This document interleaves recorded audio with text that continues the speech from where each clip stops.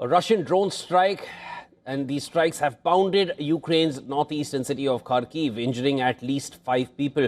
Local officials say Russian forces launched at least 3 attacks targeting the regional territorial recruitment and social support center, along with a logistics and transportation company. The strikes damaged nearby buildings and warehouse facilities. 4 of the injured have been hospitalized, while 1 person was treated at the scene. We currently know of 3 strikes by Shaheds, Iranian-designed drones, in the Kholodnohirskyi district of Kharkiv, in an old residential area. We know of 1 victim whose injuries are minor. However, it is still early in the morning, and there were many people on the streets. Fortunately, there are not many victims. All our state emergency service units are currently working, first and foremost, to eliminate the consequences and extinguish the fire. Next, of course, we will clear the rubble and see if there are any people still trapped under it.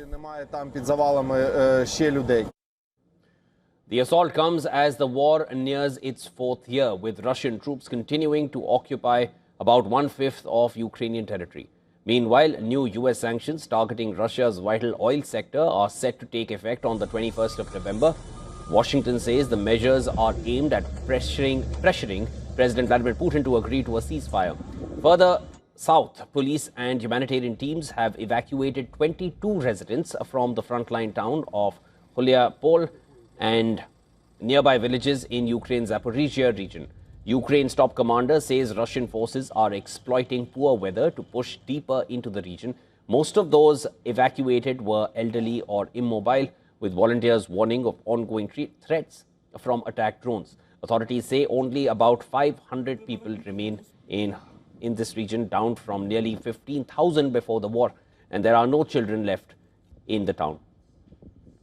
As the fighting continues, foreign ministers from the G7 nations meeting in Canada have called for an immediate ceasefire in Ukraine. In a joint statement, top diplomats from Britain, Canada, France, Germany, Italy, Japan and the United States reaffirmed what they called their unwavering support for Ukraine's territorial integrity, saying an immediate end to hostilities is urgently needed.